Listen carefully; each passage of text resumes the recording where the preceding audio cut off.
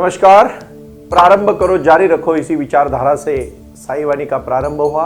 लगातार पूरे विश्व से साई बाबा के सब भक्त जुड़ रहे हैं और उस क्रांति करने के लिए हम जुड़े हैं। कुछ कर गुजरने के लिए मौसम नहीं मन चाहिए, साधन तो जुट जाएंगे, संकल्प का धन चाहिए, ये तो हमारा नारा है ही। लेकिन इसी नारे के साथ साथ जब जिंदगी बदलनी है तो क्रांति करनी पड़ेगी और क्रांति करने के लिए हमें सजग होना पड़ेगा। और सजग सिर्फ और सिर्फ हम ध्यान में हो सकते हैं। ध्यान के सिवाय कोई ऐसा मार्ग नहीं है जिसमें व्यक्ति को अंतर्गत जानने की क्षमता मिले, क्योंकि जितना बाहर जाओगे उतना दुख है, जितना दूसरों की तरफ देखोगे उतना दुख है, लेकिन जितना खुद की तरफ देखोगे उतनी खुशी है। अंदर सब कुछ है लेकिन हम ढूंढते बाहर है। ये बाहर का ढूंढना जो है ना, ये जिंदगी को कभी भी सक्सेस होने में दिक्कतें कर देता है। और भाई और बहनों, इसी बात के लिए मैं आज एक दुख से कैसे मुक्ति पाए, ये बहुत अहम विषय जो कर्म सिद्धांत के साथ जुड़ा है। बहुत सारे लोग कर्मण्य वाधिकारस्ते मा फलेषु कदाचन इस गीता के वचन को भूल जाते हैं और कर्म करने से पहले ही सोचते हैं कि फल क्या मिलेगा। बहुत सारे लोग कर्म करते करते थक जाते हैं और रुक जाते हैं। रुकने के बाद कहीं भी नहीं पहुंचते, क्योंकि उनको पहुंचना कहीं होता है, लेकिन रुकते इसलिए है क्योंकि अंतर्गत मन की शक्ति उनको कम करती है। काबू में कोई भी शक्ति को अगर हमें जीतना है तो उसको ऊपर उठाना पड़ेगा, और ऊपर उठना मतलब उसको पार करना। मैं छोटी सी कहानी आपको कहना चाहूंगा। कर्म ऐसे ही नहीं बनता। नेपोलियन के बारे में कहा गया है और सिकंदर के बारे में भी कहा है कि उन्होंने योद्धा बने और इन्होंने जो जीता विश्व को, वो अपने बलबूते पर, अपने हौसले पर, अपने बुलंद इरादों पर और अपनी एक अड़िग ऐसी विश्वासार्हता पर। शरीर की शक्ति शायद कम हो सकती है, लेकिन आत्मा की शक्ति और मन की शक्ति कभी कम नहीं होती। और उस आत्मा और शरीर की शक्ति को बढ़ाने के लिए आपको ध्यान, क्रिया और साई वाणी को सुनना पड़ेगा। ये मेरा आज से आपको एक छोटा सा मेरी प्रार्थना है, मेरी रिक्वेस्ट है, मेरी आप सबसे विनती है, क्योंकि कुछ करना है जीवन में। इस लक्ष्य को पाने के लिए हमें हमारे जीवन से लड़ना पड़ेगा, दौड़ना पड़ेगा, कुछ करना पड़ेगा और कुछ करते करते कहीं पहुंचना पड़ेगा। पहुंचना इतनी आसानी से नहीं है भाई और बहनों। अगर जिंदगी में कुछ करना है तो धर्म क्षेत्रे कुरुक्षेत्रे समवेताः युत्स्वा मामका पांडव क्षैव किम कुर्वत संजय।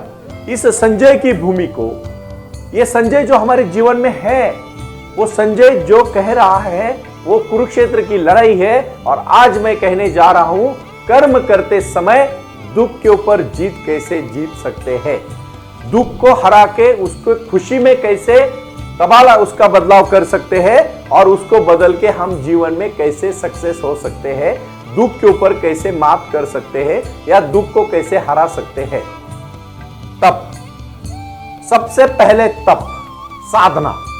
दूसरी है सबसे इंपॉर्टेंट बात विनम्रता, और तीसरी है शरणागति। पता है आपको, हम बहुत बोझ लेके चलते हैं। एक छोटी सी कहानी से मैं ये बात कहना चाहूंगा। एक बार एक बहुत बड़ा राज्य था और उसका फकीर, मतलब उस राज्य का फकीर सब सलाह मशवरा राजा के साथ करता था, और जो वजीर था वो बूढ़ा होके मरने को आ गया। यानी कुछ दिनों के बाद वो मरने वाला, ऐसी मरणासन अवस्था में पहुंचा। तो राजा ने कहा उस फकीर से कि माफ करिए, आप थोड़ा सा हमें गाइडेंस करिए, मार्गदर्शन करिए, और मेरे राज्य को नया फकीर, जो आप नया वजीर ढूंढना पड़ेगा, उसके लिए आप मुझे सहयोग करिए। तो फकीर राजा को सलाह देता है, बोलता है कि तू आज अखबार में इश्तिहार दे दे, और जो भी इस राज्य का सबसे महान ऐसा पुरुष होगा, जो योद्धा होगा, हर कला में निपुण होगा, उसको हम वजीर के पद पर यहाँ नियुक्त करेंगे। और सब राज्यों में ऐलान किया जाता है। सब ज्ञानी, महान, तत्ववेत्ता, होशियार, जो ज्ञानी लोग होते हैं, जो तत्ववेत्ता होते हैं, जो महान होते हैं, वो सब लोग आते हैं परीक्षा देने के लिए। और उस समय एक फकीर वहाँ नीचे टिप रखते, कुछ नोट रखते कि जो सबसे ज्यादा वजन उठा के लाएगा और वो पहाड़ तक ऊपर पहुंचेगा, उसी को ही वजीर किया जाएगा। वे अपने अपने शक्ति के हिसाब से, अपने अपने बल के हिसाब से बड़े बड़े पत्थर अपने सर पे उठा के लोग, अभी वजीर बनना है, राजा का सबसे प्रधान पद मिलना है, तो हर कोई खुश। और फिर निकला, बहुत सारे नौजवान निकले, 15-20 नौजवान सिलेक्ट हो गए, चुने गए, और वो सब निकले। और उसमें से एक बहुत सीधा साधारण बुद्धिमान, कमजोर ऐसा एक नौजवान लड़का बिना कुछ पत्थर उठाए आहिस्ता आहिस्ता चलने लगा। तो सब उसकी तरफ देख के हंसने लगे। राजा ने कहा है जो सबसे बड़ा ताकतवर होगा और जो सबसे बड़ा पत्थर अपने सर पे लेके आएगा उसी को ही वजीर के ऊपर चुना जाएगा। और ये तो खाली हाथ जा रहा है, इसमें तो उतनी जान भी नहीं है, पूरा ऐसा एकदम मामूली सा लग रहा है। और इसको तो कोई आएगा नहीं, वो तो उसको तो पता ही नहीं चल रहा है कि ये जो प्रतियोगिता रखी है, जो शर्त रखी है, उसमें क्या क्या चीजें है। ये तो ऐसे ही हार गया और बाकी अपने मन में खुश, बड़े बड़े पत्थर उठा के अपने अपने सेहत के हिसाब से बहुत ज्यादा, उससे ज्यादा बोझ लेके, क्या है ना, हम ज्यादा बोझ लेके जीते। रोजमर्रा की जिंदगी में हमें जीवन जीने की कला नहीं आती, इसीलिए बहुत परेशानियां जो कि नहीं उठानी चाहिए उसको उठा के हम चलते और दुखी हो जाते। कितने सारे लोग हैं, उनको लगता है कि मैं कर रहा हूं। अरे आप कौन है करने वाले भाई? जो भी कर रहा है भगवान तेरे हाथ से कर रहा है, तू सिर्फ अच्छे कर्म कर। अच्छा कर्म करने से आपको जो फल मिलेगा वो कितना भी बुरा कर्म करने से कभी नहीं मिल सकता। यानी सही बात हुई जिंदगी की। जो भी रफ्तार पे, जो भी एक ऊंची आहट पे, एक लगन से, एक सच्चाई के साथ, एक अपनेपन से, एक तजुर्बे से, एक भावना से, एक भूमिका से, एक संकल्प रख के जब चलते हैं तो पहुंच जाते हैं। फिर सभी निकले पत्थर लेके, कुछ गिरे, कुछ नीचे रुके, फिर जो थके कुछ मांझे हो गए, 4-5 रहे आखिरी में और चलने लगे। तो ये नौजवान लड़का एकदम खाली हाथ मस्त हंसते हुए निकल गया और आगे पहुंच गया, ऊपर पहुंच गया। वो राजा के पास पहुंचा, प्रणाम किया, दरबार में गया और वजीर के पद पर उसको नियुक्त भी किया गया। तब से के थके मांझे आ गए। और सबसे आखिरी में जो पहुंचा उसने कहा, ये तो देखा मैं अभी जीत गया, तो उसको खुशी हुई कि अभी मुझे यहाँ राजा वजीर बोल के नियुक्त करेगा। लेकिन वहां तो पहले से ही वो जो खाली हाथ गया लड़का था वो वजीर के पद पर बैठा था और काम भी शुरू किया था उसने। तो राजा ने उसने कहा ये तो गलत है, इसने तो कोई पत्थर अपने सर पे नहीं उठाया, उसने कोई ताकत नहीं दिखाई और आपने उसको कैसे सिलेक्ट किया? ये तो गलत है, आपने कैसे उसको नियुक्त किया? तब फकीर ने कहा, मैंने ऐसा कहा था, इस राज्य का सबसे शक्तिशाली युवक यहां पहुंचेगा, पहले उसको नियुक्त किया जाएगा। मैंने ये नहीं कहा था कि वो कितनी बड़ी शक्तिशाली सर पे पत्थर लेके बोझ आए। मैं ये कह रहा था कि उसका इतना बड़ा शक्तिशाली मन और बुद्धि होनी चाहिए कि वो राज्य का भार संभाले, ना कि पत्थर का भार। 70, 80, 90, 100 साल की जिंदगी बिना बोझ उठाए जो जिएगा, दुख को बिल्कुल भी महत्व ना देते हुए अपनी अंतर्गत शक्ति के साथ, परिवार के साथ, विचारों के साथ और लक्ष्य को पाके जो जिंदगी जिएगा, वही भगवान के यहां वजीर के पद पर आयुक्त किया जाएगा, उसको रखा जाएगा। अपने भी जीवन का यही है। ढेर सारा कर्जा लेके, करोड़ रुपए का कर्जा उठा के जो जिंदगी चलते, थक जाते, हार जाते, रुक जाते हैं और एक बार फिसल जाके गलत रास्ते पे जाके सुसाइड तक का रास्ता आत्मा दे।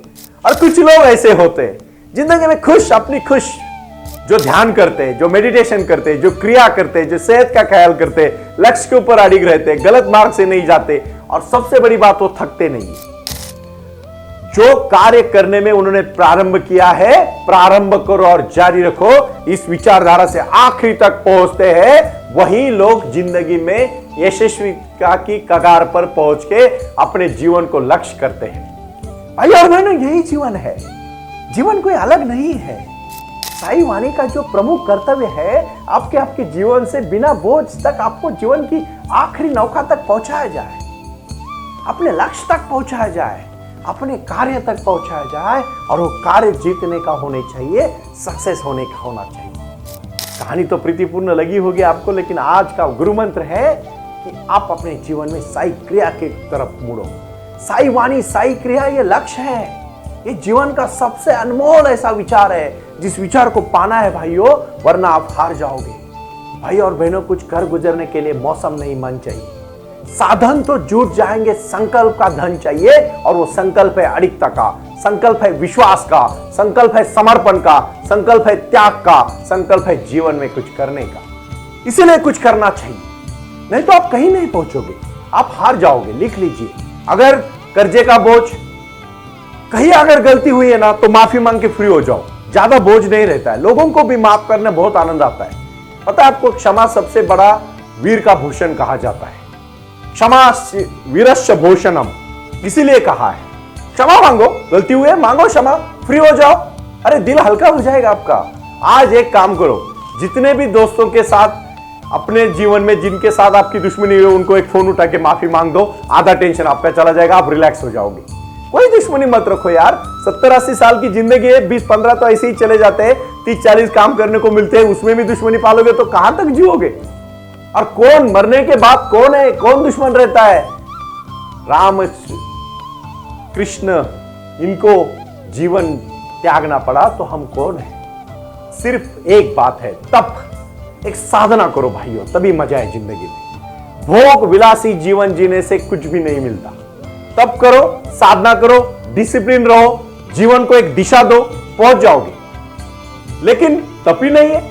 कोई भी यहां सिद्ध होना नहीं चाहता, हर कोई प्रसिद्ध होना चाहता है। मैं शब्द के खेल नहीं कर रहा हूं, मैं सच्चाई के साथ सिर्फ आपके सामने पेश आ रहा हूं। इसीलिए मैं कह रहा हूं साई क्रिया करो। साई क्रिया में प्राणायाम से जुड़ने के बाद मूलाधार टू सहस्राधार चक्र की जो गति बढ़ेगी, उसमें आपका जीवन सुधरेगा, कोई शक नहीं, कोई दौरा नहीं। लेकिन आप नहीं कर रहे हो। आज मैं इस 2023 के दिसंबर महीने के आखिरी दिनों में मैं सिर्फ एक बात कहना चाहता हूं। इस बात को आप तहे दिल से स्वीकारो। आज बहुत बड़ी बात है। हतो वा प्राप्यसि स्वर्गम जित्वा वा भोक्ष्य से महिम तस्मादुत्तिष्ठ कौन्तेय युद्धाय कृतनिश्चय। बस जिंदगी बन जाएगी। बनाने के लिए बहुत कुछ नहीं लगता भाइयों, जो भी थोड़ा बहुत लगता है ना उसको तहे दिल से निभाओ। देखो जिंदगी इतनी सुंदर है ना, इतनी सुंदर है, इतनी अच्छी है, इतनी प्रीतिपूर्ण है, इतनी लगाव देने वाली है, इतनी प्यार देने वाली है, लेकिन हमारा लक्ष्य नहीं है। पत्थर में जो हमने सर पे कौन से पत्थर उठाए पता है आपको? सबसे पहला पत्थर दुश्मनी का, दूसरा पत्थर बुरे विचारों का, तीसरा पत्थर व्यसनों का, चौथा पत्थर अननेसेसरी कर्जों का, पांचवा पत्थर डर का, छठवां पत्थर जो जिन चीजों की जरूरत नहीं है उसको इकट्ठा करके बैठे हैं, कीड़ा कचरा इकट्ठा करके बैठे हैं। और जो अच्छा चाहिए वो लेके नहीं घूम रहे, अच्छा खा नहीं रहे, अच्छा पी नहीं रहे, अच्छा एक्सरसाइज नहीं कर रहे, सिर्फ दूसरों के लिए सोच रहे। बच्चे का कैसे होगा, भाई का कैसे होगा, अरे तेरा पहले ठीक कर, सबका ठीक होगा। सर सलामत तो पगड़ी 50। मैं नहीं बोलता कि स्वार्थी बनो, मैं नहीं बोलता कि आत्मप्रोड़ी बनो, मैं सिर्फ इतना कहता हूं तू अच्छी तरह से रहे, सब अच्छे रहेंगे। अपना क्या है पता है? आपने कभी फ्लाइट में बैठे हुए एयर होस्टेस कहती है अपना नकाब ठीक से पहनो फिर दूसरों को हेल्प करो। सिर्फ जीवन में पहले आप कुछ करके दिखाओ, बाकी सबकी हेल्प होगी।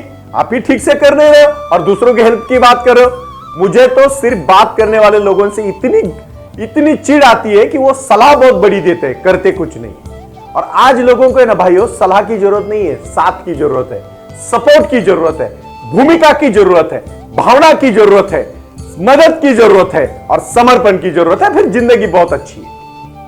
मैं लिख के देता हूं, डट के कहना चाहता हूं, कुछ कर गुजरने के लिए मौसम नहीं मन चाहिए, साधन तो जुट जाएंगे, संकल्प का धन चाहिए। अरे सिर्फ संकल्प बांधो। गांधी जी ने संकल्प बांधा, दांडी को अकेले निकले, साबरमती पहुंचे, हजारों करोड़ों लोग पीछे। दांडी माओ से तुम अकेला निकला, बहुत पहुंच गया, उतनी बार पहुंच गया, चाइना की क्रांति हुई। एक अकेला बंदा निकला कोलंबस और उन्होंने देश को ढूंढ लिया, भारत को ढूंढ लिया। वास्को द गामा आया गोवा में, पहली बार उन्होंने ढूंढा देश को, अमेरिका को कोलंबस ने ढूंढा। हर इंसान एक निकला, वो आगे चला, पूरी दुनिया उसके पीछे चली। गैलीलियो ने पहली बार दूरबीन ढूंढी, आविष्कार किया उसने पहली बार। एडिसन ने 1000 बार फेल होने के बाद भी लाइट को ढूंढा और उसको किसी ने पूछा कि आप 999 बार फेल हो चुके हैं? नहीं, 999 बार मैंने आविष्कार अलग अलग किए, भले लाइट मुझे हजारों टाइम मिली। जीवन भी यही है। उठो, जानो आपको खुद को, अरे अपने अंदर के कलाकार को ढूंढो, अंदर के सही इंसान को ढूंढो। भाई उम्र कोई भी रहने दो। देखो एक बात याद रखना, physical health is a different age, mental health is a different age, और दोनों का कॉम्बिनेशन करके जो सक्सेस पाते हो ना आप जीवन में, उसको बोलते हैं जीवन का सक्सेस। और इसीलिए साई ध्यान, साई क्रिया, बस एक बार ध्यान की आदत लग गई, जिंदगी सुकून भरी हो जाएगी। यही मैं आखिर में कहूंगा, प्रारंभ करो, जारी रखो। ओम साई राम, प्रणाम।